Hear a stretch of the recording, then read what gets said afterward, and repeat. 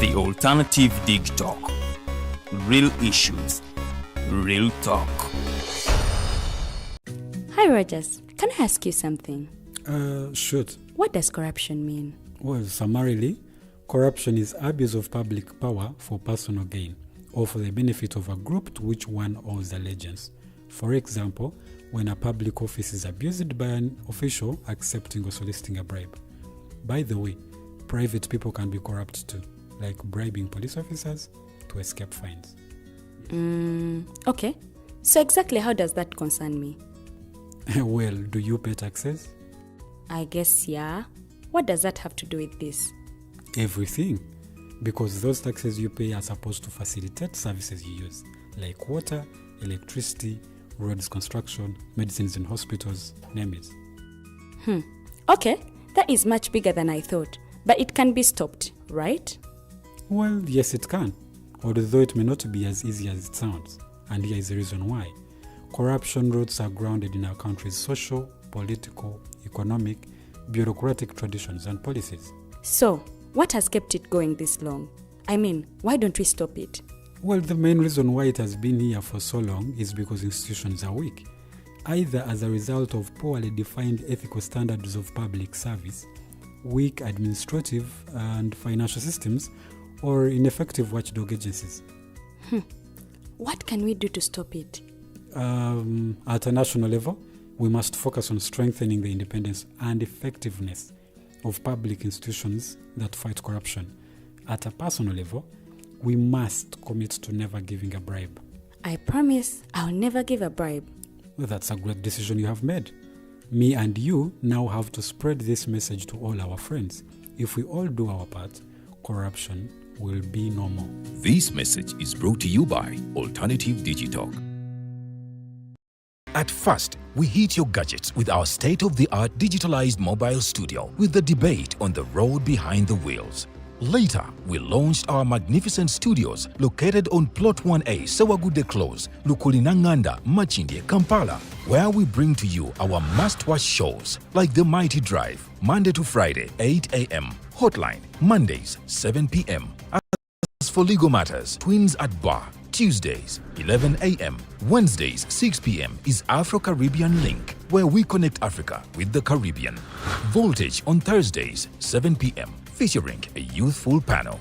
Interface with Dr. Kiza Besije every Friday, 12 p.m. with his call to action against injustices. Snap Talk, Saturdays, 6 p.m. with the trio. A must-watch, The Political Dice, Sundays, 8 p.m. with the duo that never stammers, and so much more.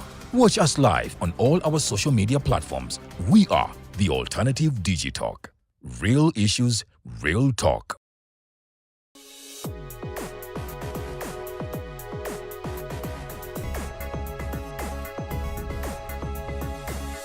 The Alternative Dig Talk. Real issues, real talk.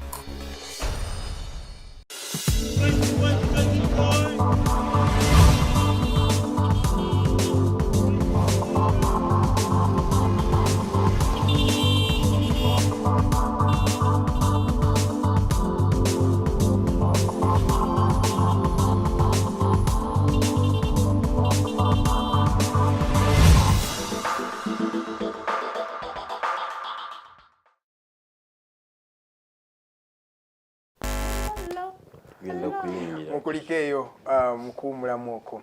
Eno program gy'oli mukulaba bagiyita The Mighty Drive Show ebeerayo buli lunaku lwa Monday mpaka ku lunaku olwokutaano. Ffe twasalawo okuba nga tukiira ku makya nga tubanyumiza emboozi ku biki ebiba bigenda mu maaso mu ggwanga.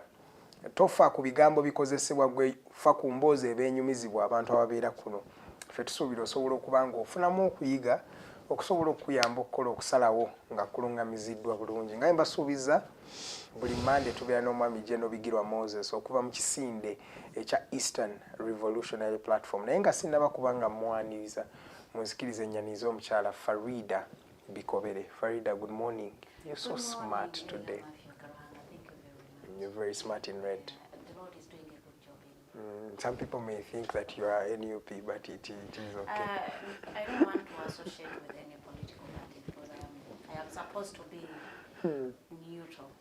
Neutral. I don't need to be supporting because because of the work that I do. Neutrality, but some people oli agamba being neutral. Leaning to any party. Being neutral in a face of oppression, you are siding with the oppressor. No. So you can't be neutral. You have to be truthful. To protect my job, I don't need to be being like I support NOP or NRM or DP. You get a mazima just. Or ERP. Maniriza batukereteko ku alternative digital but it is a new week era nga njagala okubategeeza okubakubiriza nti bamikwano tujumbira okukola ne bwe kaba kalimu nga tekakuweesa kitiibwa naye nga ojjayo akasente please go and work kubanga bw'oyagala abo b'oswaliramu bw'onooba nga tolina kasente ate ojja kuswala nnyo ng'obasabye ne bakumma so it is better oswale ng'okola than okuswala ng'osaba. Njagala kubanga nnyaniriza nnyo omukulu Jerobijirwa Moses atulamuseeko awo nno twatusiigireko ekifaananyi ekiri ekamuli kubanga election tuyingidde abantu batandise okukola ground abamu batandise okukaabira mu kamera abamu balwana ebintu bingi nnyo ebiri mu happeninga ate kati ababaka aba councillors batandise okukozesa councils oba nabo okukola ground twakalaba ab'Emakindye nga beekuba ebikonde ate abe NUP ate beegase ne NRM ate they are against each other ate ne tulaba Walodi Mayor nga era nabo bali mu kwekuba ebikonde so kwe kwaniriza omukulu atulamuseeko awo no show yaffe etandike kwaniriza ssebo abatulaba ate era abagoberezi baffe abalungi ndi wa mukisa okukomawo wano n'okusanga ttiimu eno gye tubeera nayo mwaka tugutambuziza twagutandika ng'ogusaaga bwekiri Farido ne yatandika saving omutwalo bakanaana n'olukumi mbadde nganduteekamu tugenda kubala accountability tugenda zireeta wano kubanga watandika era Christmas yaffe tugibaliddeku ye ate temumbalirako kubanga onotuwaayo I wasn't saving for you. I was saving for a particular purpose. anti naffe okufuna that motivation tukikole next year Nanti motivation mugifunire kunza ajja kubanga tukuyozayoza obanga osobodde okumaintaininga ensonga eyo etambula ntebaza management ya Digtalk TV mwebale kutambuza kintu kino si kyangu naye era experience egenze yeyongeramu ate nawulira nti mwayongeramu ebirungo mukola embaga mukola emikolo egy'enjawulo mupanuyeewo mugenda mupanuwa katubasabire naye nange no mu political field munsabire bannaye nange mpanuweewo kubanga tomanya nze bwenziguka ate mu bantu bensobola okukimayo ate ntandikira ku Digtalk kubanga tubaddewo ebbanga lyonna Farida esina bwenkuleka mabega ediga ng'ekintu kigguse kamera wumani n'abalala bonna abali mu strong room so tujja tambuliza wamu naye nga ebusoga tutambuza abantu b'ebusoga of course enjiri yaffe ya ERP beeyongedde ogitegeera egenda ebuna mulimu of course element obutonotono era oba bukyakasuka ebigambo kubanga obutamanya si kintu kya muzanyo okimanyi bulungi nnyo ate revolutionary politics nga bwomumanyi buli lwoleeta revolutionary idea mu society ng'ebadde marginalized for a long time abamu tebakutegeera era wabaawo abakasukira ebikompola njagala ojjukire nti General Museveni bwe yali atakinga decision y'okugenda mu nsiko Mwankole bamugamba totawaana ye oli mwana waani bamutwala akaguddeyo abeewe bennyini ab'okukyalo naye kati bebamuyita Katonda yes bamulifaringa kazi God not even kabaka kitono nnyo kati Museveni bamutwala bamulifaringa kazi God yes okusinziira ku bintu byakoze eki byabakoledde because the Banyankole before Museveni they were marginalized. Yes. Are they still marginalized? No. They are not. They are in the driving seat. Iyo inakyo yogera kutwale kati ku cafe Javas olaba abali ekyenja eky'emitwalo 5 mu 10 ekyo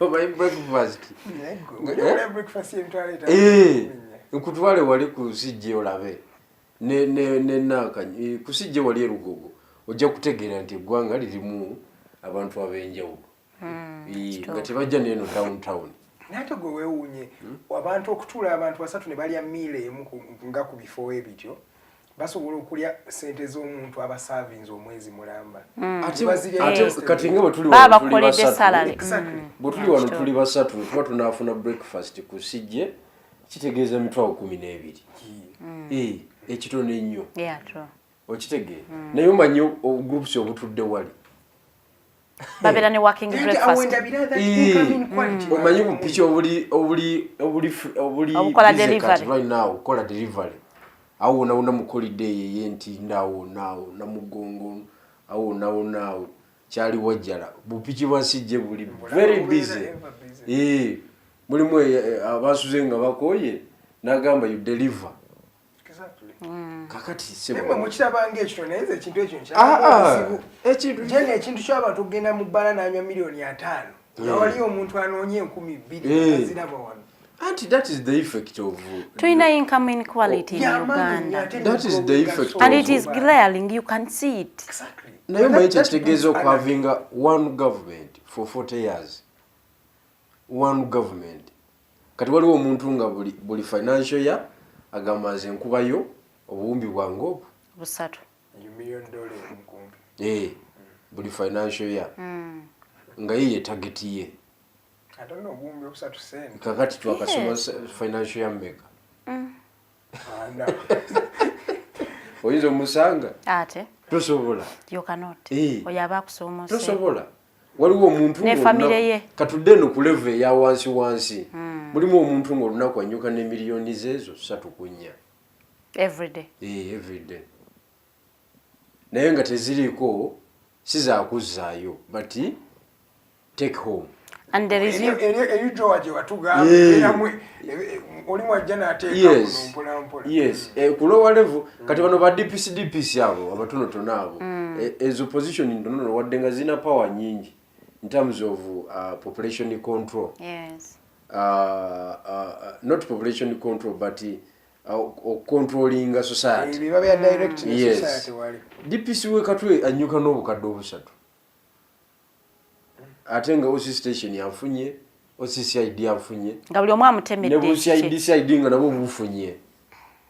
Ekatwao. Ningo busatu bugudde wali. Iye nga zize nga DPC wawo. Atenga ne RPC na yafunye. Ndira DPC wawo kati RPC. Okitegedde. Kakati iye society mutuli. Kyenkugambira nti General Museveni abamba muita Katonda.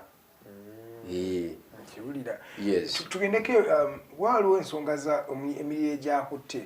Waliwo omuliro ogwakutte ku ssomero ya Side View yesterday. Naye ate lwaki njagala kukuleeta ku nsonga ne Mayuge eyo wali eri essomero eryakutte omuliro. I think essomero eryakutte Mayuge baliyita Shalom, baliyita Shalom liri side. Yeah, even in Bupadengo, was it Bupadengo Junior, something like that? Ekamuli era nalyo lyakwata one dormitory. Bupadengo Primary School. Bupadengo Primary School. What do you think about this? Slo ky'abaana kyapewa abantu abali mu region zingeezo kubanga police ogimanyi yinza okutwala emyaka 10. In fact ne wano mu Kampala wennyini. No, ekireeta omuliro mu masomero ago nze nakizuula. Ebeera fight ya headmaster.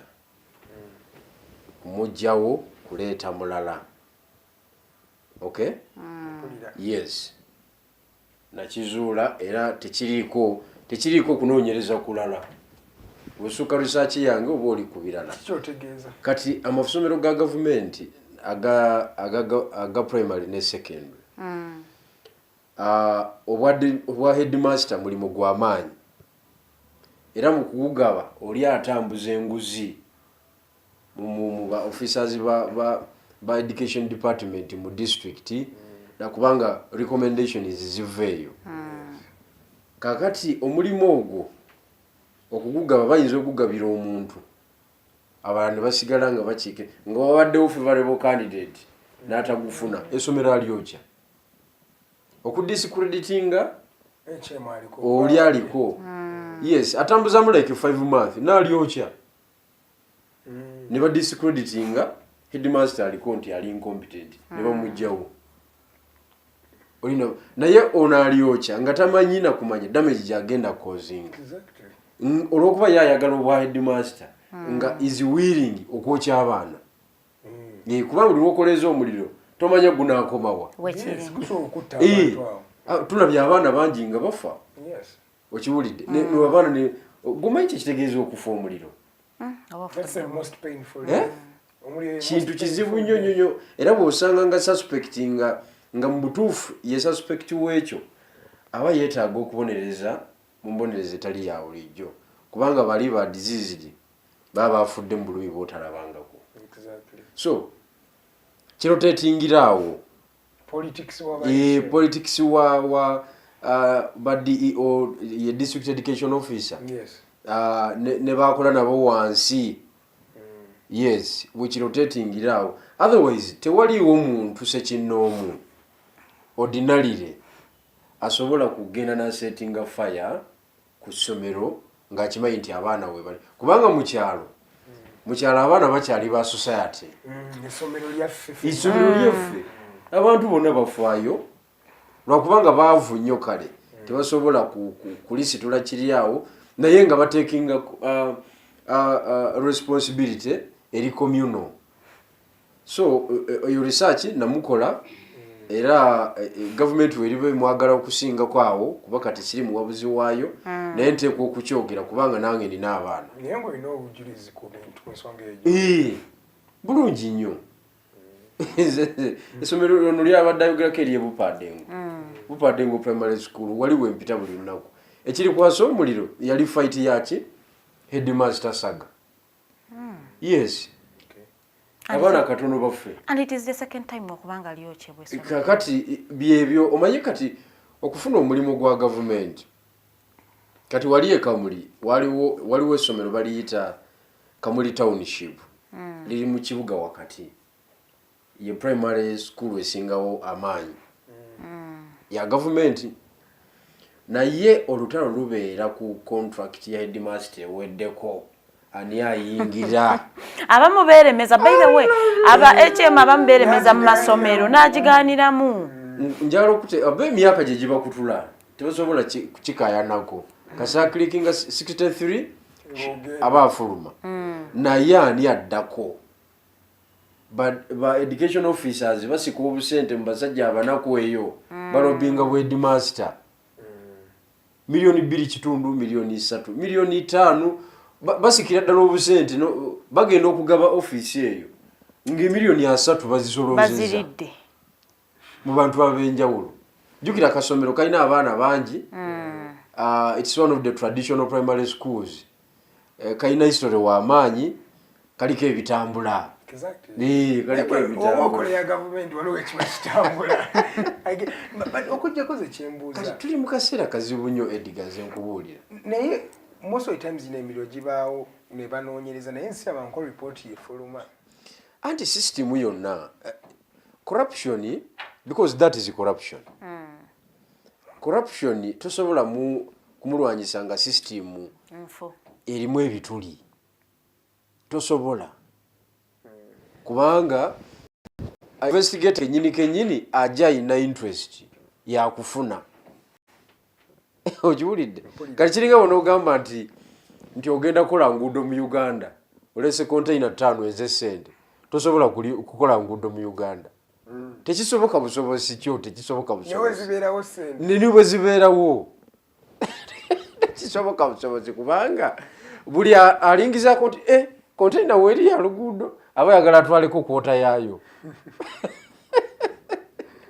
omulala agamba hafu nze nja gitwala kankole pepa waka waayo okiwulidde kakati mulimu ebintu wano nga byetaaga political change without political change okujjako nga General Museveni nga agenda kusalawo atte ku bantu tulabe omulambo gwa corruption nga gukoze ki nga gugudde wali asobola okuzzaamu ka discipline ya katonotono naye ayina obuzibu nti system ejja nemutuukako ejja nemutuukako ate ne society eri rotten nange kyebalendo gamba naffe ya to blame society rotten society wano esanyukira nnyo omuntu alina ssente teyagala kumanya wazijjeewa bene tetubuuza kasi totuuka gye twasudyanga Brian White papa tetutagala manya ssente wazijjeewa ne kati bamalirawa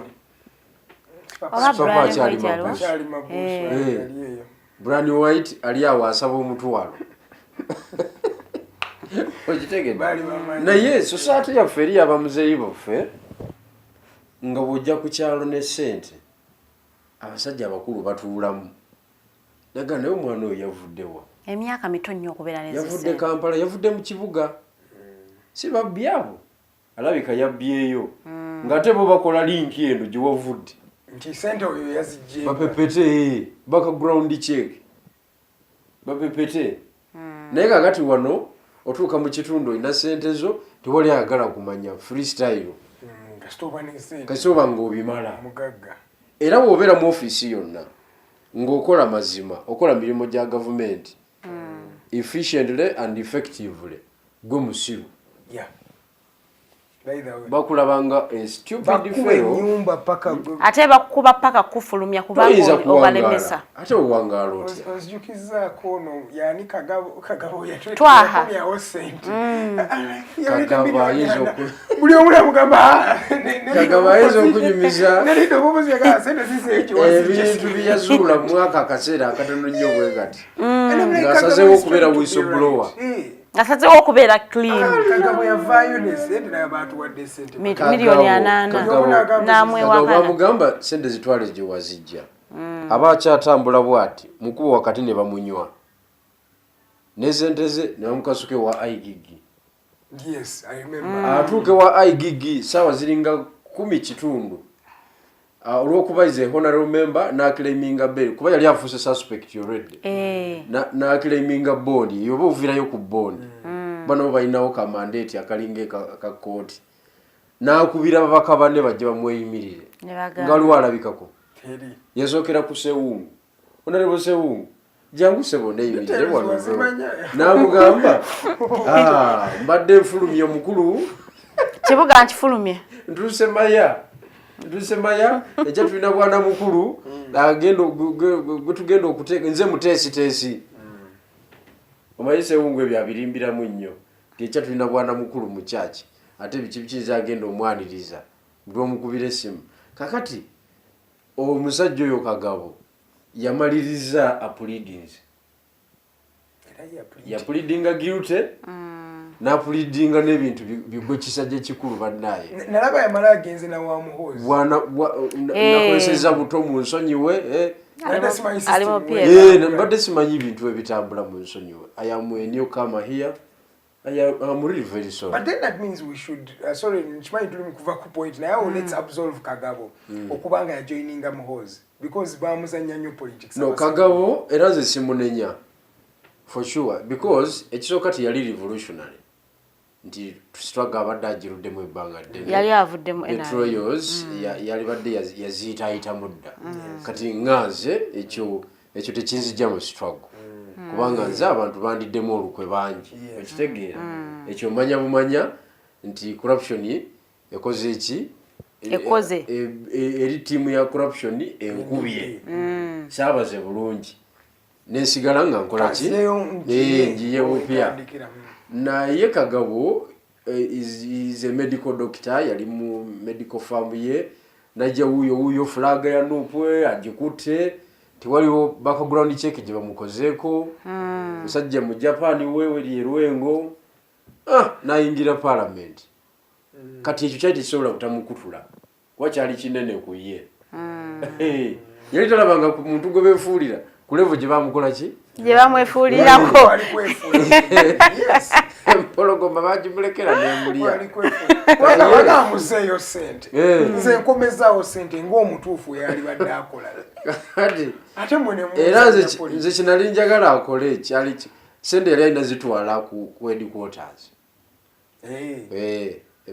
Makerere Kavule nagana sente bazituwa zizo ne banange bafuna ezange zizino kubanga ye wafunide n'abalala bafuna so Mr President sente ki zizino nzikomezaawo era nze nzitadde wano kuba gwatugambye tuzizze tuzikomyewo eri mbadde sina wazikola ki wakuziteeka nze nzikomezaawo zizo yali badde azisuulira Kyagulanyi kati ne tulaba Kyagulanyi bwateeka embeera ku babaka abasigadde kulwedde uno basenyonyi bonna muleete sente muve mu muzannyo muzesembe naye yakola buyo okuzanyira wali ku palamenti otobinaawo maanyi system siiyo system yani ekyo tukyogeddeko just kulaga nti abakola ebirungi yes tomalaako so olutalo lwa corruption wano okwokya amasomero biki zizo effect za corruption nga bwekugambye waliwo ensonga nno nyingi ezamuhozi zazayogera ku subject obadde osomanga Twitter ye naye nga tetunaziyingira mu dakika zino 10 okugenda mu break banenjaga tusooke twogere ku refugees waliwo refugees batukakasiza nti mu Uganda the refugees have hit 2 million baweza obukadde bubiri obwaba refugee abali mu lino eggwanga kitegeeza ffe abasinga okubeera ne refugee mu Africa yonna ffe ba second in the whole world okubanga tuli hosting aba refugee but at what cost Jenny? At what cost are we staying with these refugees? No, by refugee, it's a project which may bulungi nnyo. Baina n'ekitongole kiramba ku UN level. Yes. Kakati kitegeeza sente. So sente wezi. At what cost Jenny? Anti kakati ye jajja tayagala kumanya. Oba kibakosa batya bannansi? Baina abannansi bagenda okulinnya ku bugere kibagala kumanya. Kasita abanga eno waggulu yategudde. Kubanga yategula. Yategula. Era atambuza. Sente zibeerawo naye. Kati eno wansi ate gyatabeera. Okiwulidde? Kumanya bigenda mu maaso. Abatagenda kukwata mundu ntibagenda mu engejinga. Okiwulidde? Tayina loosi gyakola mu ekyo okujjako ffe banannyini nsi. Ffe balina okwerwanako. Ffe tulina okuba enduulu era ku international level. Ey'amaanyi. N'olyoka omusuuzasuuzaako. Naye ng'ategulawo sente kubanga alina obuzibu, alina okubeera ne sente. Government ye eri very expensive. Nnyo. Administratively eri very expensive. Era kituufu ye eri expensive. Naye gwe sooka otune mu geno. Rent ennaku zino singa weetegereza mu bitundu ba refugee. Mwe bali. Tukole example ye Makindye wano. Aba Eritrea. Eritrea ni Ethiopia n'Abasomali. Nange kennyini landlord yali anfulumya. Okiwulidde ngayagala kuwa bali teeka mu Eritrea. Yes. Because gosasula obusente oli adabolinga. Nyumba yemu. Kakati landlord tayinza kugumiikiriza ku ekyo. Kati amaduuka gonna bagatutte. Kati tulina kola ki? Ate kati bali ne mu trade yeno. What you would have the small businesses ez'abannansi. Shops. Nze nalisi. Oba gwe yagamba nti waliwo ne bosanga bocha kasooli wano. Nkugambye bakola obubaala. Bayin obuntu tubono bwaba na Uganda. Bafuga boda. Naina wali eri Makindye. I mean wali nga gende zana wali wao nagenda ofe meeting. Anamasuba. Nagenda ofe meeting laba bwengenda mu Kabaala mu line yebba ezenjawulo nga line yona yaba Eritrea. Kituufu. Balanga 8 ku line emu. Music waabwe yakubawo. Emboozi yaabwe yeriwo. Owulira lulimi lwabwe. Ebikozesebwa byonna ebiriwo nga byabwe. Nenga street number. Oba ba colonizing. Street number nga bagikoze ki? Bagitutte. Awo enamasuba awo. Okiwulidde najja na nkumbi.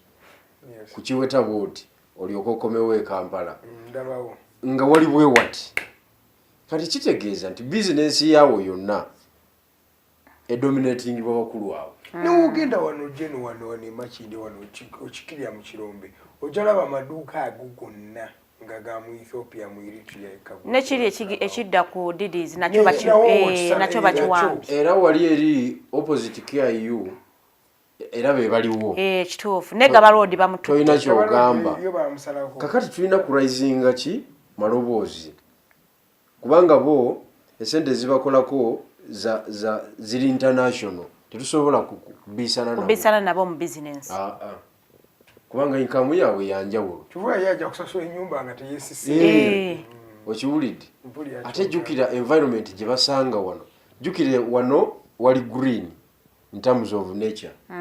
Ewaabwe wookya. By the one waliwo gundi. Embeera ya wano tolina woogisanga. Uganda is a good country. Tolina woogisanga tebakulimba. Ne bw'ogenda Nigeria tosobola. Environment ya wano eri yokka. Kujjako ng'oyingidde Congo. Nemmere yaffe naye yanjawulo in fact nkozi ng'oyingidde Congo. Holiday. Yes, kyova olaba nti Uganda yali egendera ddala. Tesalira wali Kasese. Yali eyingira Congo. Yali anti yo Bunyoro. Era saidi zaawo walira boogera Lunyoro. Lunyoro Lutoro. Kubanga lwaki Uganda bagisalirako awo. Bagisalirako awo olw'ensonga nti abazungu bayagala bapepetanga waliwo minerals nyingi. Kati ng'ate amaloboozi ga leadership amakambwe gava side zeno. Wakitegeera? Omukama kabalega biki ne wano werwenzululu nga bakambwe. Kati ne bagamba Uganda ekoma wano. Kuwejjako. Musigale eno kubanga mwina n'obukulembeze mubuuza ebibuuzo bingi. Kati Congo eyo kolido yonna ne bagireka nga terina leadership. Nga bakimanyi nti emyaka n'emyaka bajja kuba basombayo ebyobugagga. Nga bakimanyi nti gavumenti bw'ebeera eri Kinshasa teba na busobozi bumonitoringa wano. Kubanga waliwo almost 1000 eggwanga ddene aliya Kinshasa tosobola monitor bali eri bali Belgium. Kuba wali olusala bwoti oba oli Belgium kumpi. Okitegeera batradinga na Belgium abe Kinshasa abazungu gwe bayaye olabera n'akavuyo eriwe Kinshasa tekali eri balwekubira muziki tobanyumiza ebyo. Naye kati wana wali natural resources ezakabi we mundu tezikira. Waliwo insurgencies nga bibiri aga. Ojja kusangamu abalwanyi b'enjawulo mu factions. Bibiri asatu bali awo bakulidde awo bazadde abaana bakoze eki be bafugaawo lwansonga kya byanfuna. Ne kati bana basajja ba refugee beeyongera. What are we going to do next really? No, we have to rise up. Bana Uganda tuli banafu mu kwerwanako. Rise up tutya. No. Ababaka baffe tebalina kye bakoze. Anti kakati through our MPs tutandika kubalumba mu maduuka tukole tutya. No kwegamba ekiteesaawo government it is to regulate. Bwekiri. Okay? Kubanga osaano ojjukire nti ezimu ku nsonga ezireeta revolution. Mwami Aristotle yawandiikako mulimu eyo ey'aba refugee. Ndi tokkiriza ba refugee kuyingira wuwo nga bangi. Basobola okuvaako ensonga bbiri. Ekisooka bannansi babeetamwa ne balwanagana. Ekyo kiviirako gavumenti okugwa. Oba bo bennyini ne beekolamu omulimo ne bagamba tuwambe wano. We have a good numbers and we are trained. Kubanga abatera okugenda mu refugee camps ebiseera bisinga baba balwanyi. Ebyemundu baba biriyo. Baba zirise busirizi. Kati tokiyita ekyomuzanyo ye jjajja alowooza nti ali mu kutegulamu ssente naye kikyasobola okuvaamu. Ye bali be baatiika ku nnyonyi be baleeta baali bani? Abafagani. Bo babazaayo. Abafagani ebyabyo byali bya kigagga. Byali bya kigagga. Tebabatwala no Rwanda. Babatwala Rwanda naye kati bwaddayo kubanga Afagani walayika wakola ki wastabilizingamu. Naye byali bya kigagga nnyo tebiringa ebyoffe wano. Bino eby'Abasudani nabo. Eby'aba Eritrea. Biri byali bya jukire batuukira ku nnyonyi ne babatwala Imperial Royal.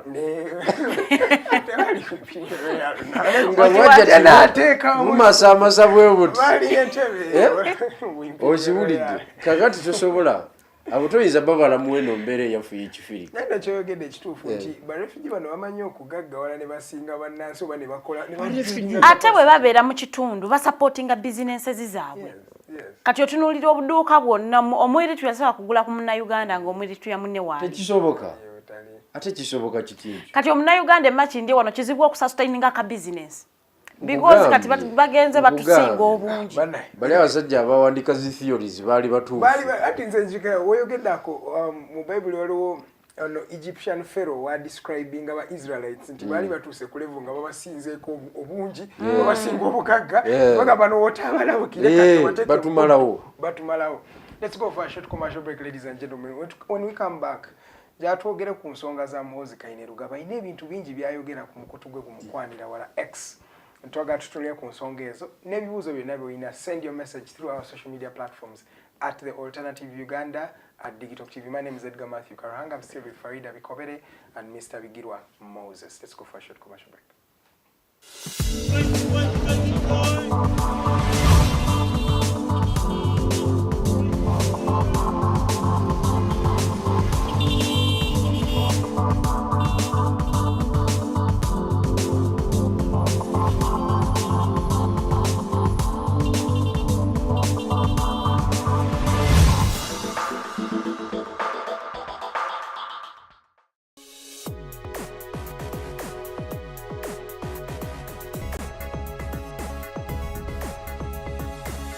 The Alternative Dig Talk.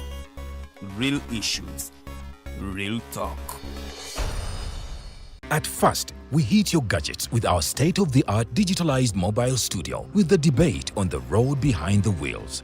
Later, we launched our magnificent studios located on Plot 1A, Sewagude Close, Lukulinanganda, Machindye, Kampala, where we bring to you our must-watch shows like The Mighty Drive, Monday to Friday, 8 a.m., Hotline, Mondays, 7 p.m. As for legal matters, Twins at Bar, Tuesdays, 11 a.m. Wednesdays, 6 p.m. is Afro-Caribbean Link, where we connect Africa with the Caribbean.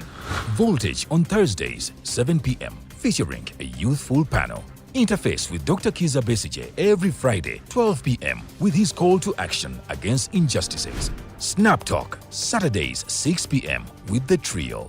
A must-watch, The Political Dice, Sundays, 8 p.m. with the duo that never stammers, and so much more. Watch us live on all our social media platforms. We are The Alternative Digitalk. Real issues, real talk. What at the church, though? Tawali man, what's up? Man, can you imagine people just dump everywhere? Someone drinks water and throws the bottle wherever. Come on, Rogers. What else do you expect people to do with an empty bottle? Simanya now, did you know that plastics take at least 450 years to decompose? What? That's a long time. Exactly. Because plastics are made out of a lightweight and flexible material that doesn't decompose easily. And plastics everywhere in the environment cause plastic pollution. What is plastic pollution now? It is the accumulation of plastic waste in the environment, like bottles, polythene bags, straws. All of these contribute to plastic pollution. I have been using them without knowing their effect. Yeah, a lot of people have. Plastics are a danger to the ecosystem, both on land and in water. So how can we overcome this problem? Is there something we can do? Oh yes, we can reduce by minimizing the use of plastics, reuse by repurposing them, or recycle by collecting and processing them into new products. Everyone wants to change the world, but no one wants to change themselves for the world. How about we change our habits for the world? And it starts with me and you. This message is brought to you by Alternative Digitalk.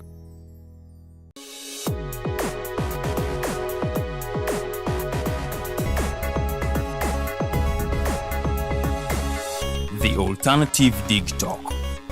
Real issues, real talk.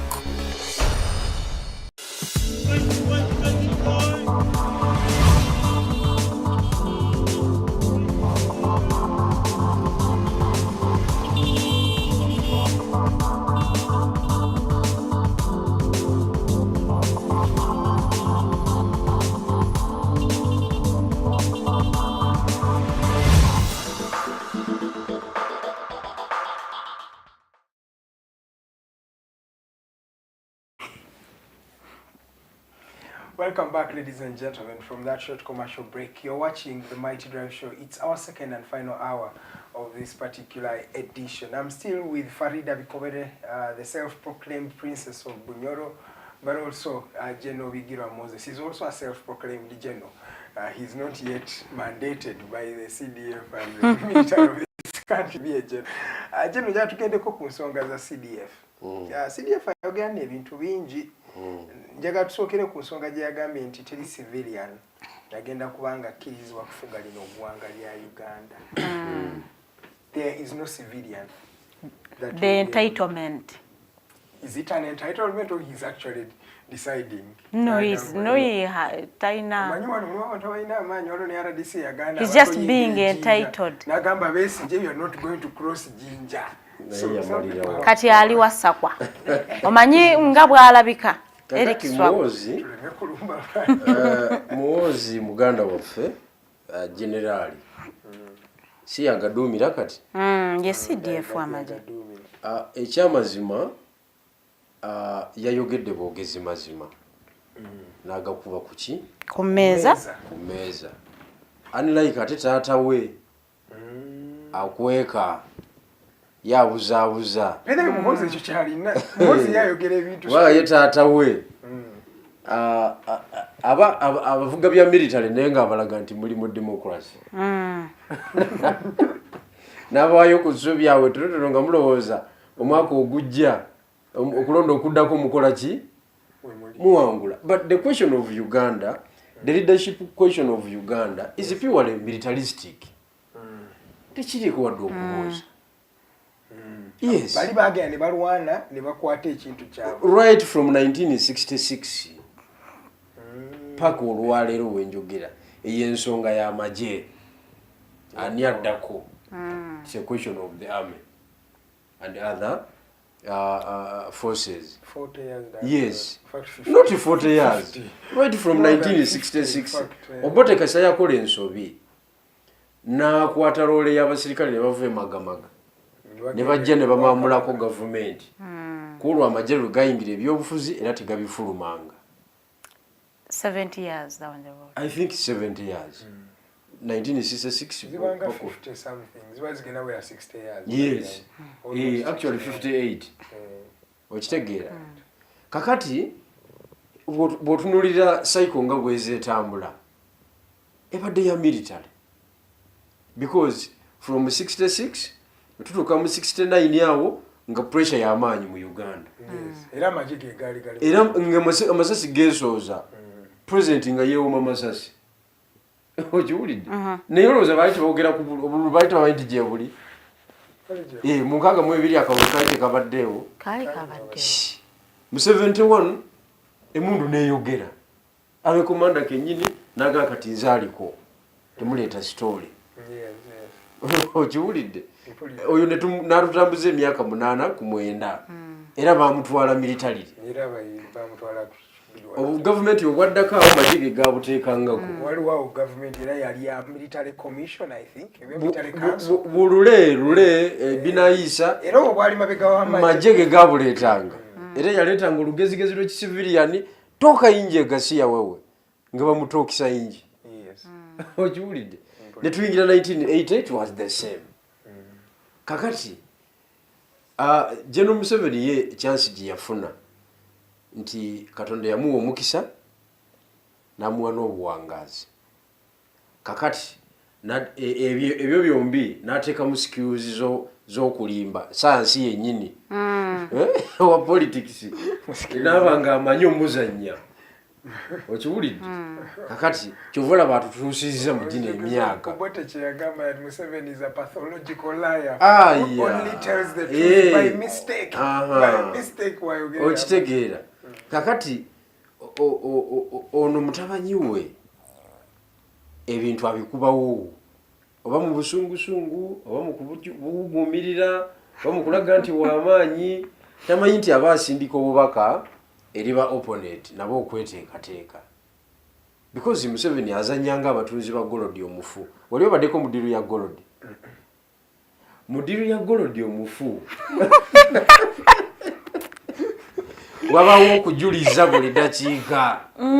kyovula bagwagula omaliriza bakoze consignment ya omaliriza okoyo kivudde tebigwa omaliriza okoye naye nga bakusombyeko emiliyoni 3 okujuliza basigala bakujjamu bajuliza wabaawo ekibuzemu awo ekitawedde ku olwo ate babikutte ku olwo eja dola ezizo zennyini zebakoleramu ate letayo General Museveni mama ate kuba yatundako golodi omufu nga nakwata buyiza nze kubuulira kubanga ate mu golodi omufu era bannaye abantu balitegedde nnyo ebintu bino ebyoku street the description ya General Museveni wabeera buli muntu aba ne rolo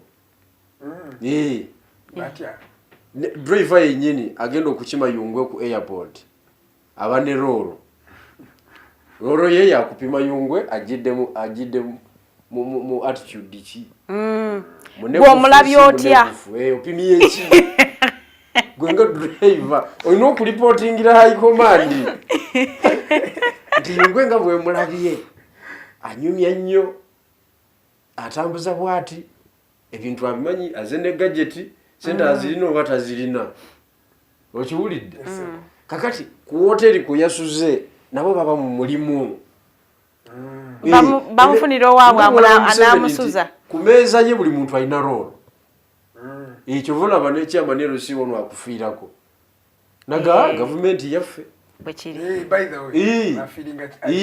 temujja kubawo olukiiko wano Musaaga mwagala tujjako kituufu nnyo buli muntu alina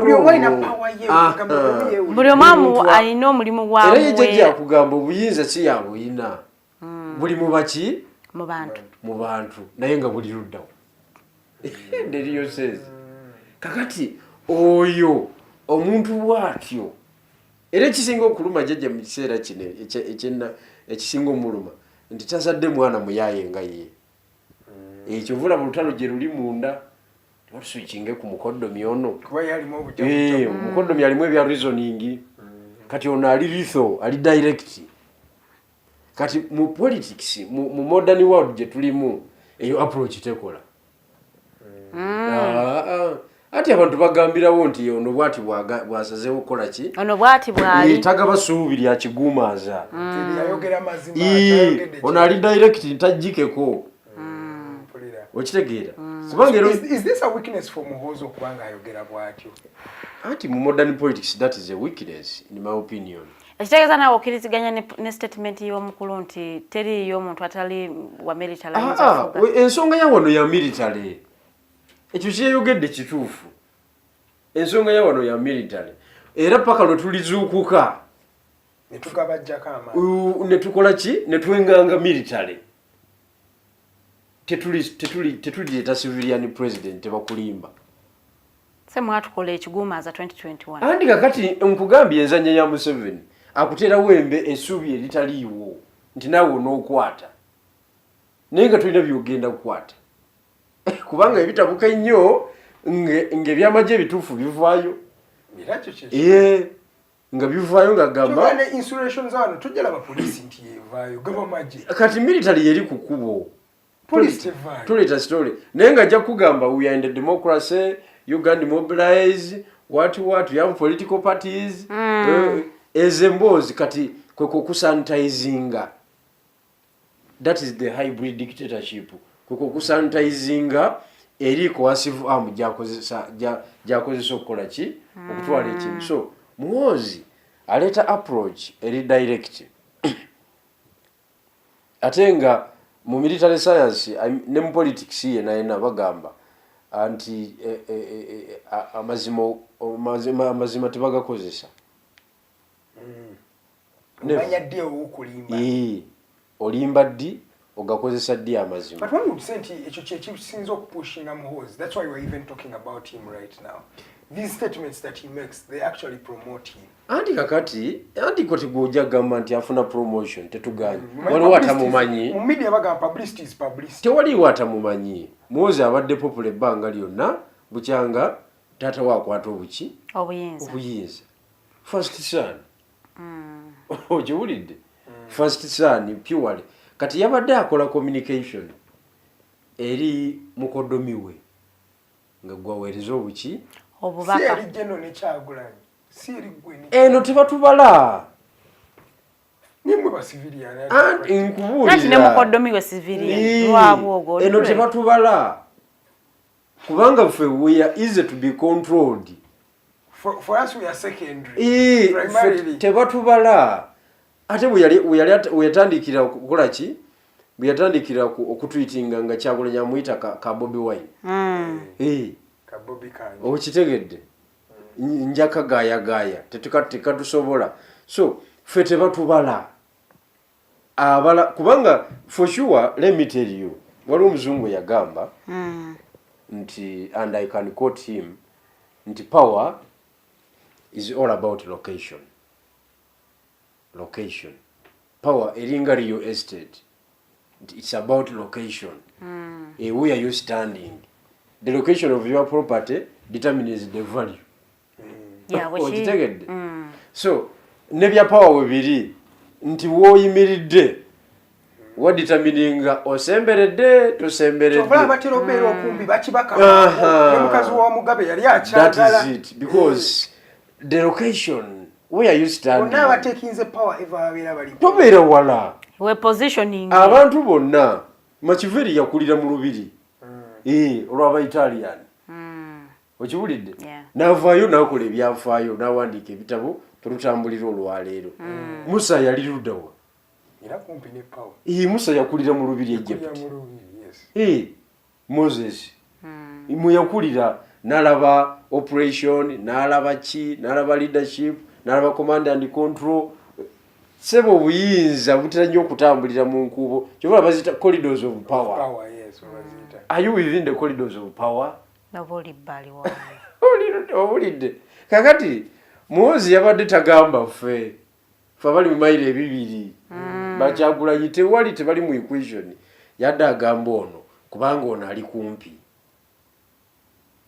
singa olwaleero jjajja kaggwamu actually chances ziri high lwabwogo okutegeera nga Muhozi tanaba yes kubanga bannayuganda bonna bamanyi nti omukyala ali ku lwabwogo Mama Janet yatulowooza we tugamba no chances zibeera high nti Mama Janet asooka kubira muwalawe mothers connect so much yes I thought you ate omuwala tasobola kujja yekka ajja ne bbaawe kusinziira ku the disease anti Avenger woba ogeze oba tokyamini kyeŋŋamba anti oli alonda Avenger woba osirise okiwulidde nga gwe kaweddemu kakati biba byakugira byapa biri luddawa okiwulidde kadi z'emmoroka ziriwa but then that complicates the transition of this country eri complicated absolutely eri complicated tenaba kuggwa bulungi tovolaba jjajja ayagala asikemu emyaka emirala 5 era omwana yategeezeza taliiko ku ballot yes asikemu emirala egyo ayongere okola ki okuttaanya abantu be bano munda olutalo lw'enkyukakyuka luli kati munda the real opposition is inside era lwamaanyi nnyo so kakati ffe abigirwa Moses era nze ndenda kukumwoyo baddaye ndenda kukumwoyo kubanga siri mu equation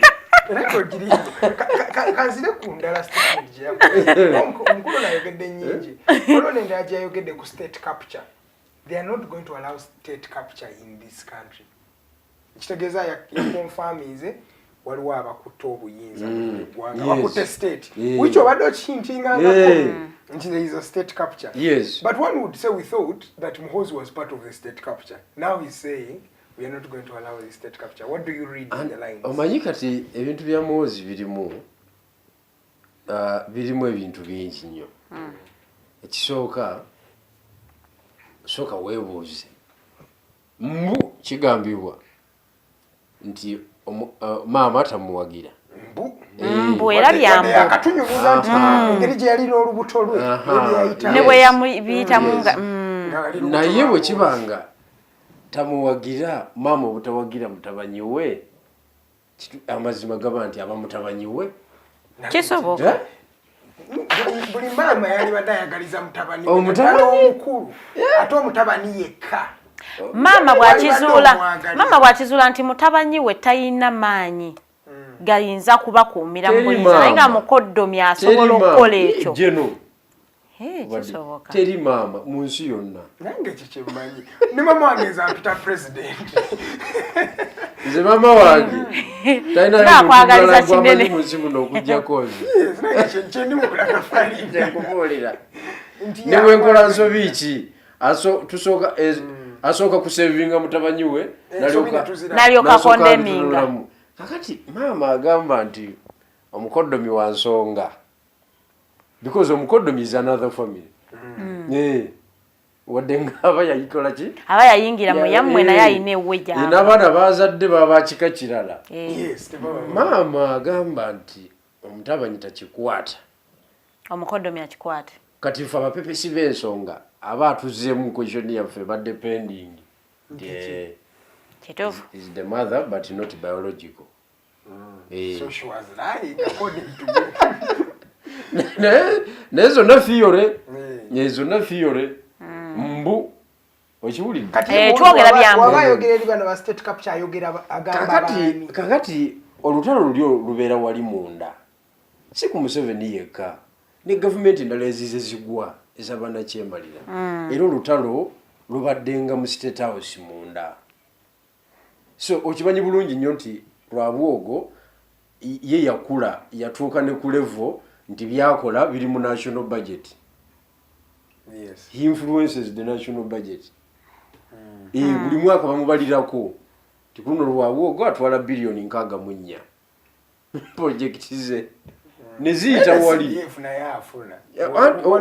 yes CDF na yali properly deployed naye nkula gono opponent yent naye ali position aina office yenkalakalira lwabo jomanyi naye oli office jali mwe manyiddwa eya CDF so bya okubera na access ku sente tekyali ewunyisiza naye nkulaga capacity yono nti ebeesukulumyeko ne kuoli okiwulidde kakati tweet ezo ezitingana ye sayini y'omuliro oguli muki munda era ediganyala okutegeeza tugezaako okwefuula irrelevant wano we tugenda bino bye mbawulidde wano Farida ng'agamba I am supposed to be neutral sijui what my friend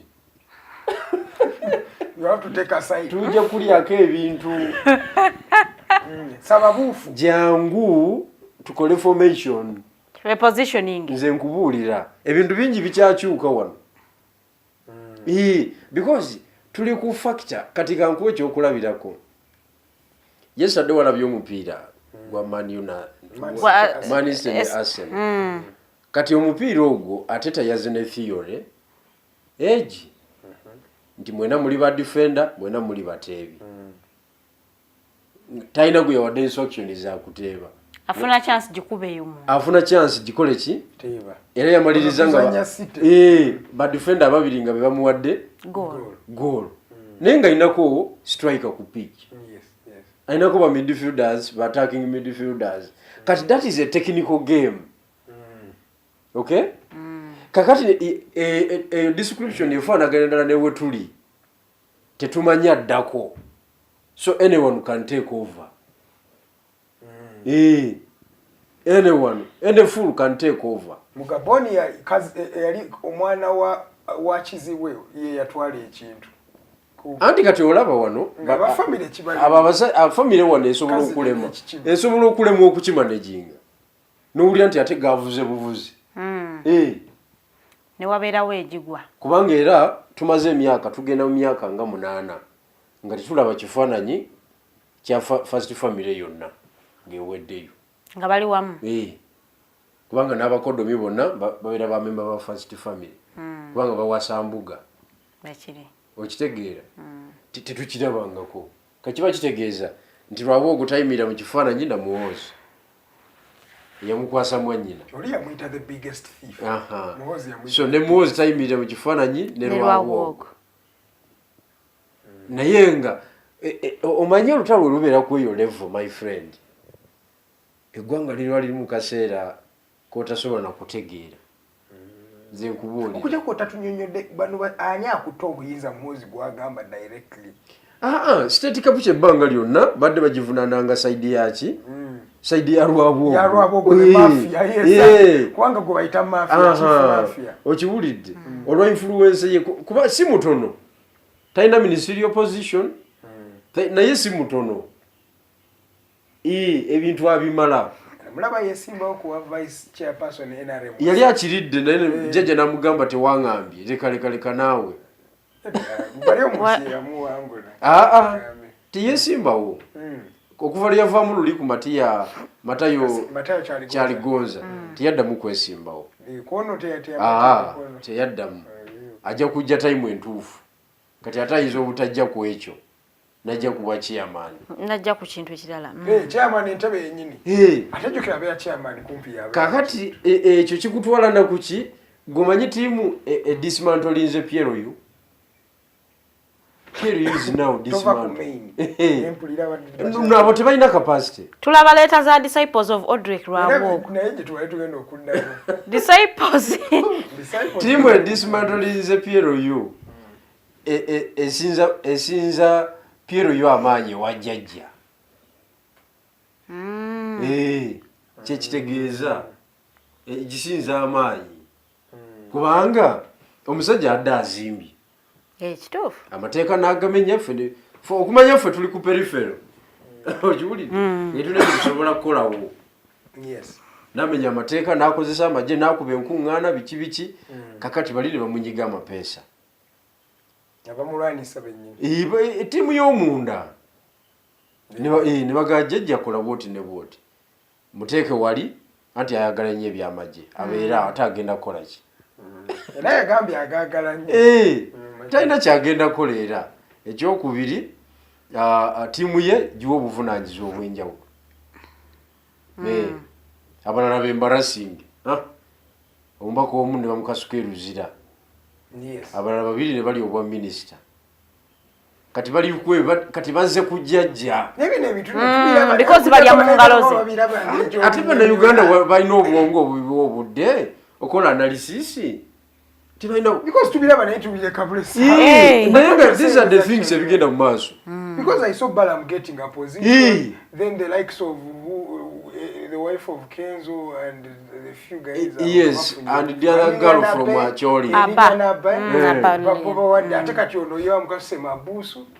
And I'm like, okitegeera naye gomanyi jjajja amapeesa ge yanyigaawo nakwata omunyankole n'amuteeka amabuusu bali n'abawa ministerial positions because buli lwakuwa ministerial position oba omazeeyo oba omazeeyo ate oba olina kyogamba ekirala jjukira ministries tezina na buyinza ministries land cruiser na musirikale mu maaso mu mpolampola tewaliwo kirala ky'amaanyi kati ate obikaminga busy ku ministerial work n'okuguka ezitagguka okitegeera kati emboozi za Pierre zaakomaawo naye ani gw'olina kwebuuza ani eyawa jjajja ati oyo nti oyo tetumufulumya direct tumufulumize mu process oba jjajja fe abamuwa ebintu ebitali bibi nga Jenogo just oli mu coverate naye nze Lwabwogo nali mu meetingzeeko mu 206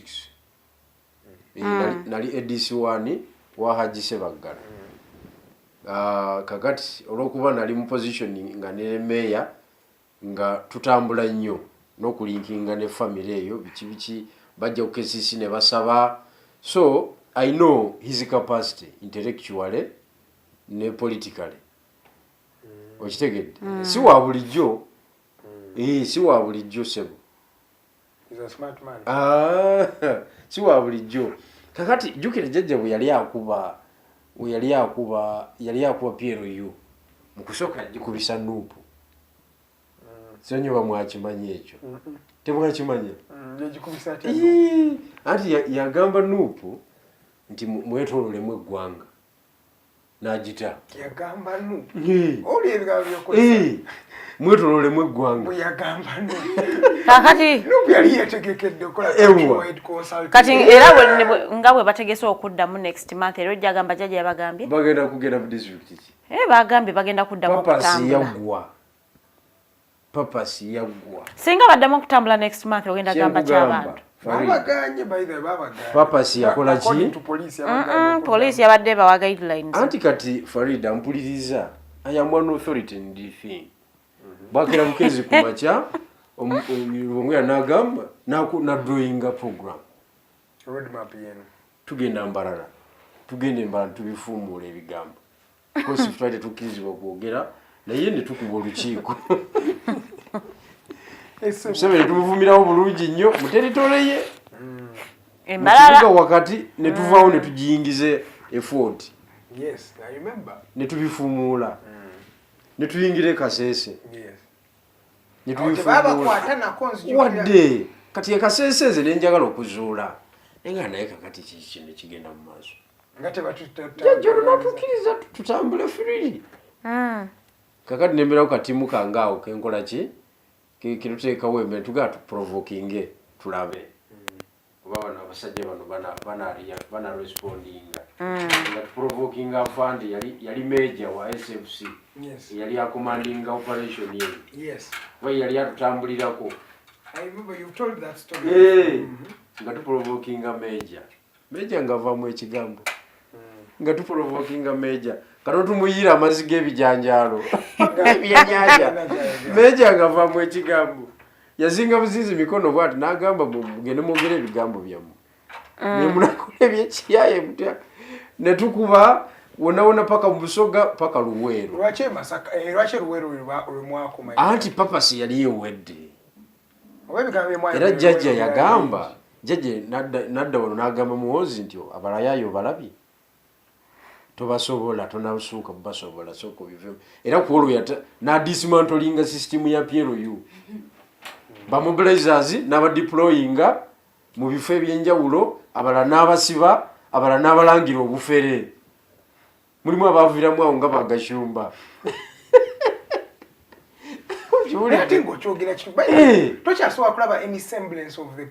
tosobola yabalangira obwana kigwanyizi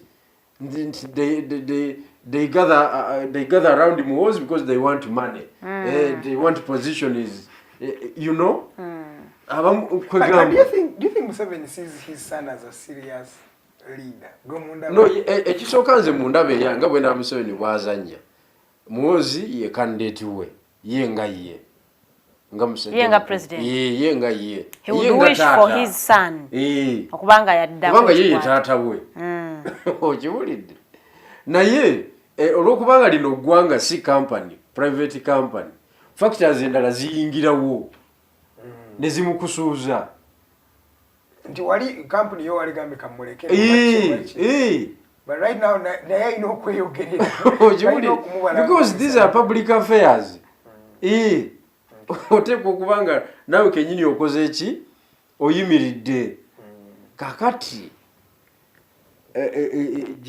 jjajja ali mu dairema togirabanga forces ezenjawulo zimukola ki zimukuba kati ezimu zimugamba asooka asigalewo tweyongera okwetereza kati asigaddewo mugenda that means tewali kalulu temugina kyemugenda wangula kati no anti kati ffe let's speak the truth he's coming back in 2026 the known opposition eriwo olwaleero eya political parties and whatever nga tozijemu nga tozi zawuddeyawuddemu tewali strategy nze kalina strategy naye n'okumpuliza tebaagala kumpuliriza ekyo no kitwalira ddala ku proposed electoral reforms ez'omukulu President Mao tewali kibiina wano kiina pulaani ya lutalo kuba ijjajja akulaze nti waali n'ebyakukubiddemu obimanyi akalulu akakubiddemu emirundi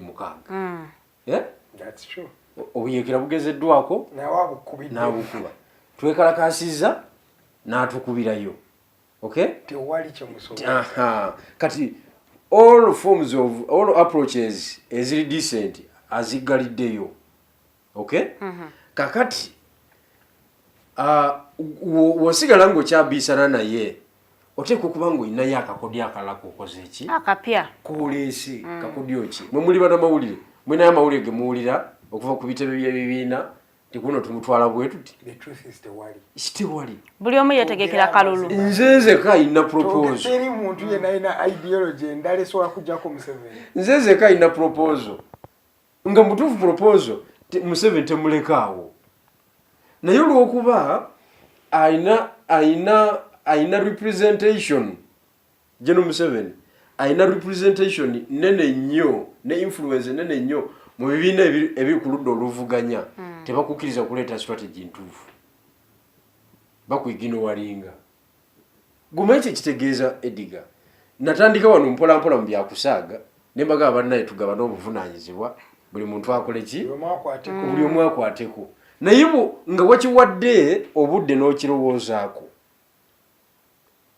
tewaliiwo NRM esobola kuwonera kubanga teba na fertile ground buli wantu ebe zoganyizibwa favorably because the opposition inga General Mugisha muntu mwankole wokaawo kiba kitegeeza nti obulu obaddenga bugwa okulonda saawa 10 mu kiru saawa 4 z'okumakya mu kiruhura kiba tekikyasoboka because you have the Mugisha muntu asobola okufuna abantu ab'amaanyi mu kiruhura district kubanga mu Western Uganda awo mwankole abantu bonna benkanya capacity abali mu government n'abali ku ludda oluvuganya bonna bisente babeera nazo ate kubanga bonna bava kumpi mu system bakyusa bukyusa katini naye nga basigala be bamu kati Mugisha muntu waba stationize wali mu Mbarara abantu bamugumirako sebo afuna abavuka wa abagagga ne besimbawo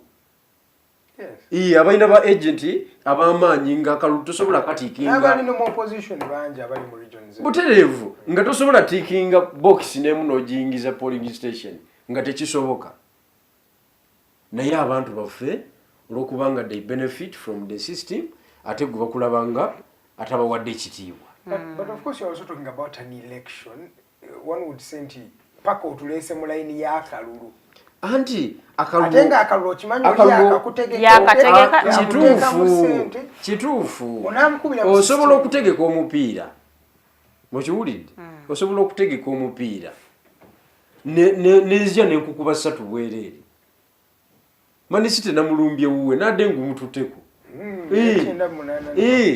naye nga yabadde wuwe kakati ebyobululu because it is a public affairs tuba na control 100%.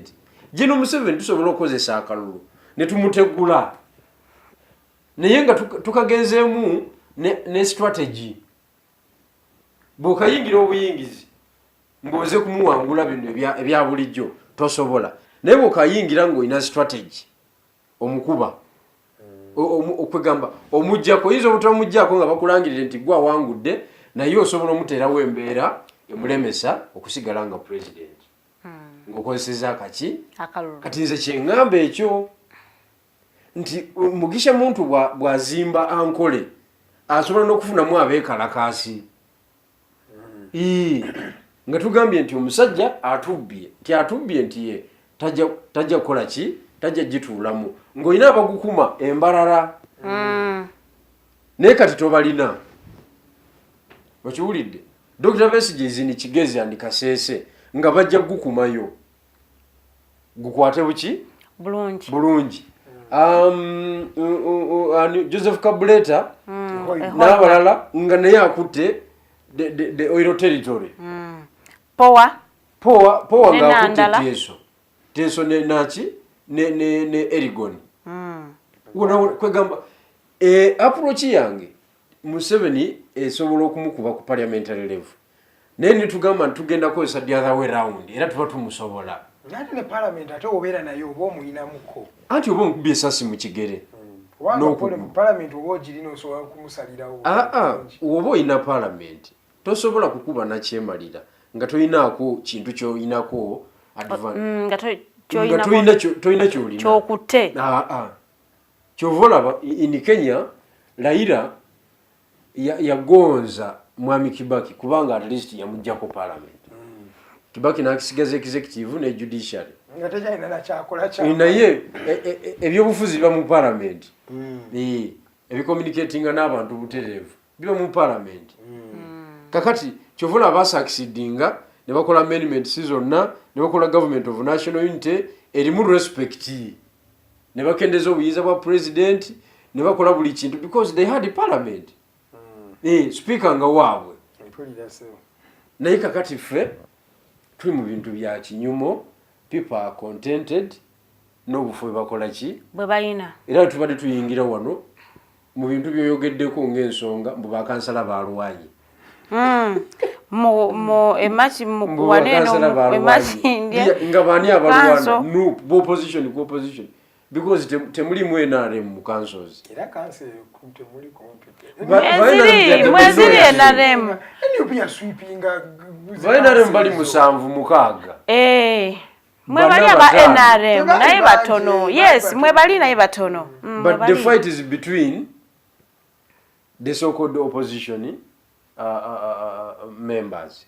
Kakati olutalo olunene tetuyinza kubeerawo ebibiina byonna bitudwaginga tutandika okudebatinga ku nsonga z'omu council just one district oba one division tuve ku kifaananyi kinene ky'eggwanga abo bennyini bebabeera bakolera jjajja kwe kubabuzabuza kubasiba bagamba okwo beba bakolera jjajja automatically. Olubono era post genda wa mukulu muhozi gye yakoze oba yagikoze ku lunaku lwade lwa mukaaga. In our faith, the faith of NRS/UPDF, if Muzei is Jesus Christ, then Afande Saleh is Saint Peter, he who has the keys to the kingdom of heaven. The rest of us are jobless apostles looking for positions in the afterlife.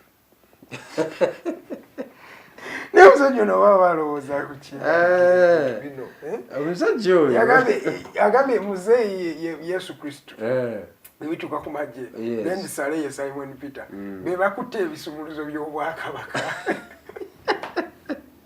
abalala bali mu kubudaabuda banoonyanga egye bafunamu naye Peter omumanyi Peter yoli yabeeranga ku kido kyani kya Yesu eyamusookangako wali eri kwazimbidde ne rock yagamba on this rock I will build my church. Yes. Peter, yes sir. Era Peter bagamba nti kitegeeza lwazi erinnya Peter. Exactly. Kakati kyenjagala okutegeeza dictatorship bwetyo bwebeera omuntu afuukira ddala Katonda mu maaso g'abantu ab'enjawulo n'afuukira ddala Katonda n'omulifaalingako as God because Jesus was God. Yes, okusinza ku byakola okitegeera kakati nje n'omuwozi wadda ekintu kino kinamuyita mu ngalo ngenda musekerera nga tafunyemu nze nabanga gwe kigendo oyita mu ngalo because why I think he laments like us alinga ffe abatalina ayogeranga atalina kuba kati alaze nti bamuwangudde communications yakakola zonna era nga bwezize nkunnyonnyola waliwo force endala emusinga amaanyi munda tosobola musinga amaanyi ng'oli wabweru feno tunyumyamu bunyumya mboozi feno tetutegera nekyetugoba tetukimanyi so okuvayo okulangirira nti sigenda kubeera ku ballot 2026 yabadde first of course anti bamudismantolinze kati ate akole eki takyalina jje alina okusigala ng'asaavinga mu kafo ako kaalimu ak'obwa CDF. Of course nze mundabe yange akyali nze mundabe yange okusinzira taata w'engeri gy'amuzimbyemu ndaba nga yakyali choice ye naye kubanga abadde apushinga ng'agamba nga ye muwozi agamba okusinzira nze nga bwe mutaputa agamba Muzei kimpe kati ng'okyaliwo tusobole okumanejinga ebinaavaamu in case of anything oli musajja mukulu tusobola obikola ki obimanejinga Ataba nonze yaweze emyaka 8 atandise okukulira. Okiwulidde kuba kati ye jjajja abamutuukako baba bamulaba nti agenyezza okitegeera nti ayidde naye nga bwomanyi jjajja w'empaka omulwanyi kati ye n'ateekawo embeera n'agamba nti nkyatwaza ayongere okutereeza byakola ki byagala okutereeza era nze mulaba nga akyagala okutereereza Muhoozi naye tiimu eri ate naye esitudde amaanyi gaayo administratively kakati ate gone mu public twali tunagalaba kati gino emyaka 5 giyinza okubanga kati singa jjajja atubba ku luno n'akomawo ate atya bw'atatuukayo kati ojja kulaba ng'egyo emyaka 5 ate mwe muli shuwa mutya nti munaatuukayo fenna we cannot tell kituufu nnyo naye kakati mu bintu bya struggle bino kati jjajja Katonda tayinza teggulawo nze n'alekawo jjajja teri bafudde nga bajjajja abasinga ensi abagikoze bubi nnyo kubanga oli alidde byalidde gwe tonnaba naye bannayuganda nina essuubi lyenkoleza eki balinamu essuubi ly'amaanyi kakati naye bw'oyogera ku strategy ey'okugamba nti buli omu aconcentrating mu kitundu gye basinga okumutegeera omuntu ayinza okukitegeera nti kituufu naye bw'okitunuulira vis-a-vis the proposed electoral reforms ezireeteddwa singa ziba ziyisiddwa olowooza strategy eba ekyakola kakati nti omukulembeze alonderwemu nga sinaba kukiddamu ekyo mbadde nkulaga nti jjajja singa aba atubbye mugiri emyaka 5 nkalulu ke tugendamu oyinza okulaba nga tiimu eri eyingira public tiimu ki eyalwaboogo eyingira public nayo kati ejje direct naye tandika okwadressinga nga babadde akuba enkuŋŋaana ojja giraba nga ate kasita ogiraba nga etandise okuba enkuŋŋaana ez'enjawulo ng'omanya ono diiru kimufu talina mulimu kasita olaba lwaboogo nga atandise okuba enkuŋŋaana okwadressinga abantu ng'omanya nti naye amaanyi gakededde ng'omanya nti ono Muhoozi ng'omanya nti ono okujjako ng'awambye Muhoozi naye obukulembeze abatakyabukutte simanyi tactical tiimu ya Muhoozi bwebala naye nze nga bwendaba nze ndaba bamutwala eyo yes ekyo nkivuddeko tunakyongerako olulala kati kyoyogedde ekyelectoral reforms vis-a-vis my proposal electoral reforms zino ate zijustifyinga obwetaavu bwa proposal yange kubanga zirimu ogamba nti parliament eronda omuki omukulembeze kakati question eddako do you have any formidable political party erina capacity because the thing is I feel like there's nobody we can trust in the opposition leave alone the trust me I am talking about the capacity okutuwa ababaka to mobilize let's say 200 MPs for you to claim the presidency teriyo tetugina ogina teriyo you have NUP enough 55 from the central region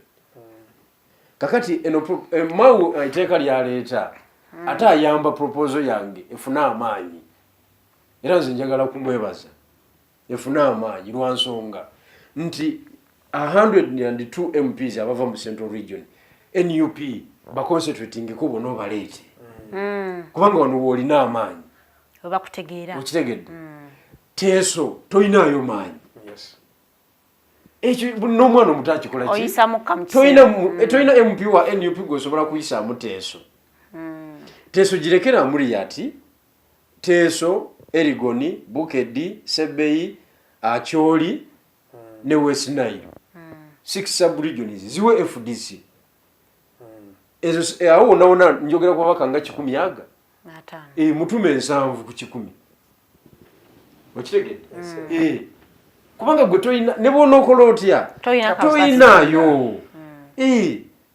wali agadde nnyo eggwanga lino okulitwala naye tolinaayo so kozesa abalinayo influence abakumobilizingire baleeta ababaka ku bibiina byabwe naye nga biri in line with the opposition nga tulina n'endagaano empandiike. Western Uganda NUP eyinza kukola ki ku Western Uganda? Teyina wadde dakiika n'eki wadde okupenetratinga n'okufuna obufunye yeesimbawo ku NUP ticket nti agenda kwesimba ntungamu mubali abalaala abakambwe balabira ddala omuntu omulabe w'ekyalo nambeegi but omulala w'entungamu musindikire muntu yalaba wuwe mwana wa ku kyalo mulwanyi bamumanyi bamanyi ensonga ezamwawula ne General Museveni. Okitegeera mu kupreparing kubanga muntu ayina ne approach gy'asobola okunyonyola abantu bankole ng'abalaga wetugenda stability okumaintaininga stability eriwo gye babenefitinzeemu tunagimaintaininga tutya yes kubanga naye gyali okitegeera iwaabwe ajja kuleeta ababaka 8 ku 10 awo okuva mu ankole ku kibiina kye kwegamba ye n'abanga afunyemu okiwulidde n'ekibiina kye kyeyongedde amaanyi ate naawe owe Kampala wa NUP nga naawe ofunyemu ofunye entry point mu ankole Kigezi Kasese Greta Kasese jiwo Dr. Besigye gokimanyi nti Kigezi Dr. Besigye bwe yava mu FDC nakuba enkambi ya Katonga ekibiina kya FDC abateeso ne bakitwala bali baddamu NRM wadde okimanyi region yabeeranga ya blue kati bagisweeping okimanyi nti yaddamu NRM bwe kiri because one of their own if they cannot trust Besigye, at least they can trust Museveni. Yes, and that is the question. Kakati guboli politician nga tulaba ekyo. Nga golooza nti ojja kuvuga egaali ogijje Makerere. Ogikube Kanungu oyogere babitegeere. Bakuwe n'akalulu, bakuwe n'ababaka. To nze obo malira biseera. Kyobola aba Buganda yo yamuwa. Buterevu. Sweeping you Buterevu because it's their own. It's their own. So the answer is proposal ya Mwami Mao. Ekkolera ddala bulungi. 100%. Era nze mutuufu, tugenda kumaliza nga nze mutuufu. Kubanga olwaleero Kapusi Fungaro nga mwamuwadde mandate ya West Nile ajja y'ababaka 8 ku 10.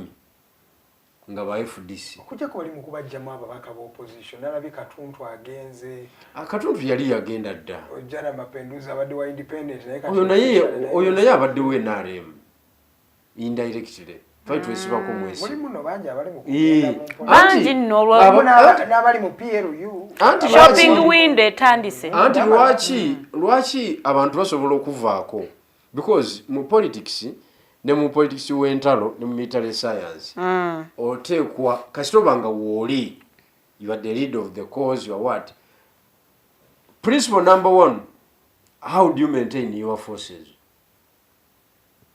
that is the principle number 1 muchi mu bino ebintu bya how do you maintain your forces forces zo ozisevinze otya okay sikumalaga gabula basirikali bwoti kati nga bulaba management ye Makerere Kavule ba commanders ye gabula bagabule bwetu gwegenda tosale kabigirwa gwegenda olagawa kati gwoba olagawa gabula abalwanyi bwotyo tosobola you have to apply all means ezili scientifically and art okay okusigaza control eyabalwanyi bo kati ekyo banafu bakirakinga kati ate Museveni yakimasteringa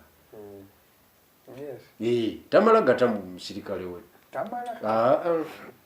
tekisoboka era ogenda okavaamu amagye tata kakube ku level ya politics kakube ku military gwoba okyayagala okusavinga savinga nalaba mama akomyewo ate kati ya mama gumanyi sajja nengeri gye baali beetwala abasajja gumanyi Museveni yakoma n'amama wala nnyo tebalize mu bino byaffe by'opposition temuddamu kukolagana tebakulinda kiri mukulaba but olina akulaga maturity emukomyawo kati ye jjajja yakulaga nti yamukuliza ne anniversary ey'obufumbo bya myaka mukolo gwali mu State House Ntebe omugenyi omukulu General Museveni ne mukyala we Kataha naye ngwe gumanye ebigambo Jacqueline byakasuka ng'akasukira Jeneti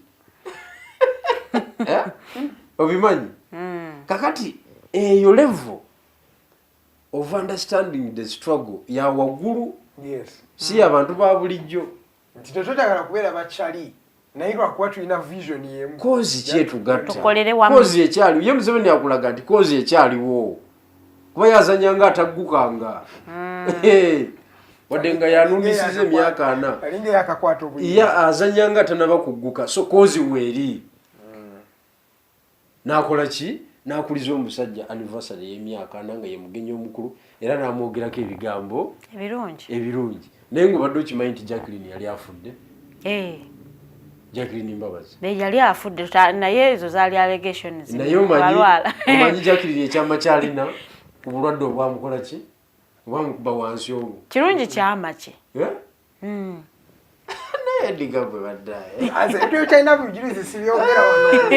okumanya jjajja azanya yajjanjaba jjajja yabiyingiramu eddwaliro e London gye bamutwala yajjanjaba Jacqueline andi gwe kirabira kumpi kati mulimu ekitabo kiramba ekiwandiike ky'ebyobufuzi mwekyo eyo yokka njagala okutegeeza jjajja tatufuze emyaka 4 by mistake ebintu abikola azanya kwegamba talinda bulinzi mbu binaakola ki ebintu abikola kasi amanya nti Jacqueline asimatuse tekimukubiddeewo nagamba katumuze engulu ategedde amaanyi gange nakasukayo miliyoni 4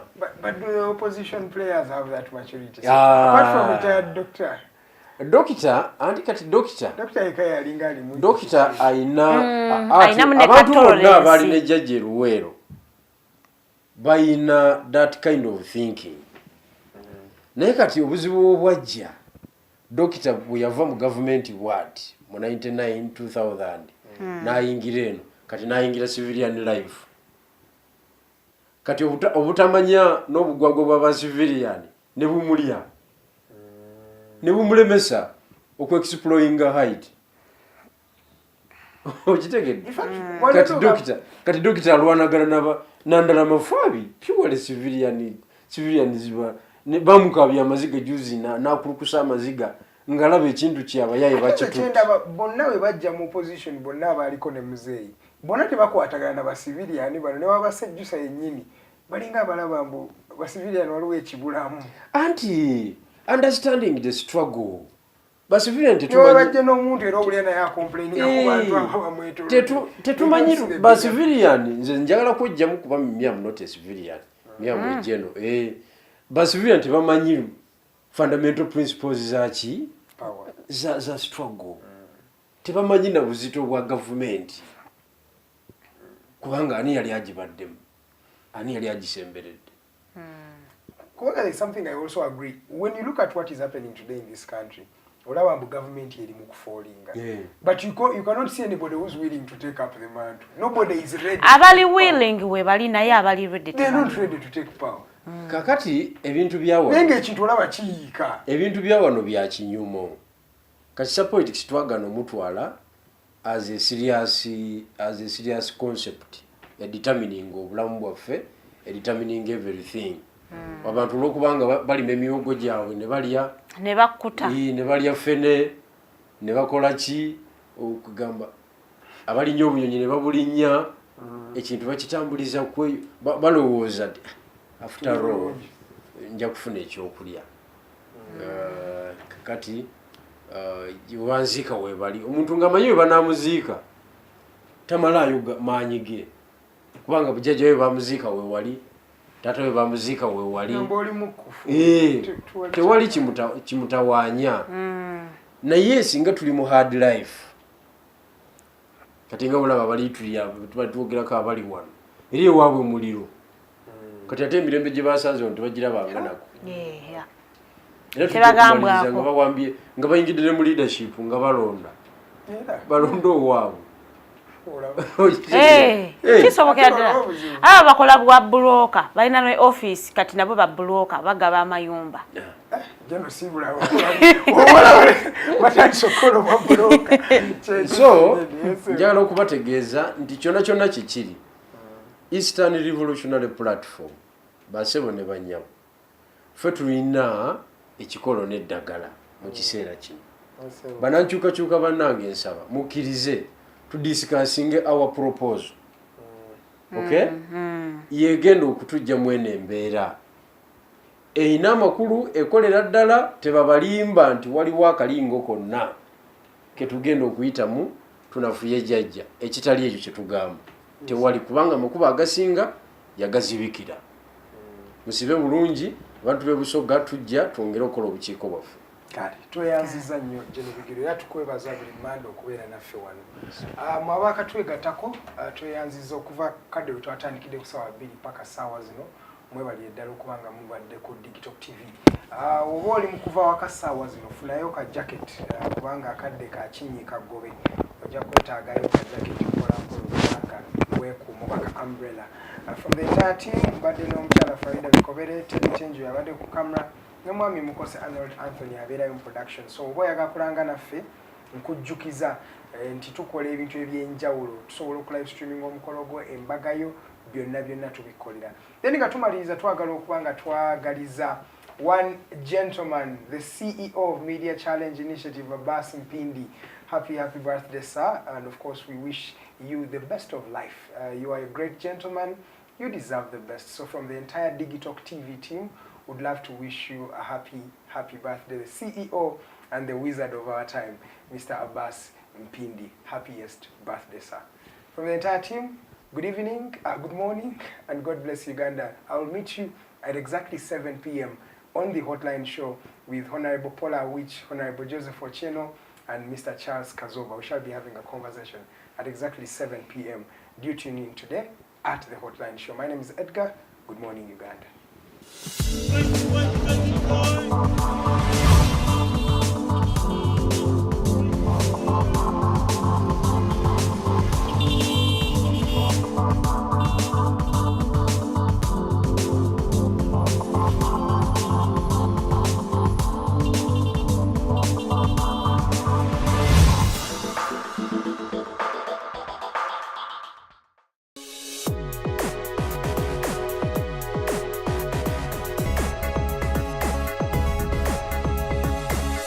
The Alternative Dig Talk. Real issues, real talk.